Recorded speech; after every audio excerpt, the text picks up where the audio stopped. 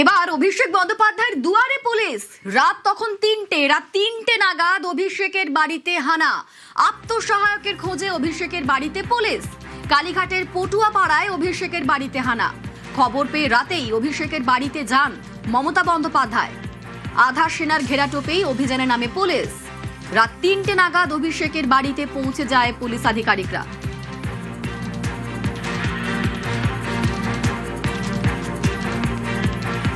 এবার অভিষেকের দুয়ারে পৌঁছে গেল পুলিশ। রাত 3টে নাগাদ অভিষেকের বাড়িতে হানা। অভিষেক বন্দ্যোপাধ্যায়ের যিনি আত্মসহায়ক, তার খোঁজেই অভিষেকের বাড়িতে পুলিশের এই তল্লাশি অভিযান। কালীঘাটের পটুয়াপাড়ায় অভিষেকের বাড়িতে হানা দেয় পুলিশ। আর এই খবর পেয়ে রাতেই অভিষেকের বাড়িতে যান তৃণমূল সুপ্রিমো মমতা বন্দ্যোপাধ্যায়। আধা সেনার ঘেরাটোপেই অভিযানে পুলিশ। আমাদের যা বলার সুপিরিয়ররা বলবেন, আমার যা কমেন্ট করবেন সুপিরিয়ররা করবেন। আপনারা কতক্ষণ ধরে ওয়েট করছিলেন? কোন থানা? আপনারা শালবনী থানা স্যার? শালবনী থানা।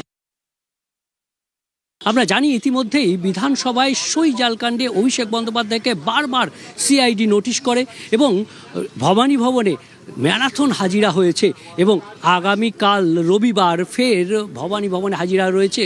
তার আগেই শালবনী থানার পুলিশ অভিষেক বন্দ্যোপাধ্যায়ের কালীঘাট রোডের বাড়িতে এবং কালীঘাট রোডের বাড়িতে ভোর রাতে হানা দেয় শালবনী থানার পুলিশ। সোমবার রয়েছে ইডির মামলায় হাজিরা, তার পর মঙ্গলবারেও আবারও হাজিরা, কারণ ডিজে বাজানোর যে হুমকি দিয়েছিলেন সেই হুমকি মামলায় অভিষেক বন্দ্যোপাধ্যায় হাজিরা রয়েছে। এই হাজিরার সঙ্গে আরও একটা সংযোজন শালবনী।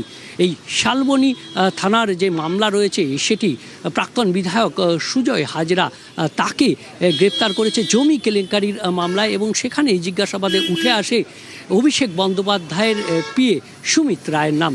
সেই সুমিত রায়ের খোঁজেই অভিষেক বন্দ্যোপাধ্যায়ের বাড়িতে ভোর রাতে চলে আসে শালবনী থানার পুলিশ। অভিষেক বন্দ্যোপাধ্যায়ের বিরুদ্ধে জাল ক্রমশ গুটিয়ে আনছে পুলিশ। ক্যামেরায় রাজীবের সঙ্গে বিশ্বজিৎ, নিউজ 18 বাংলা।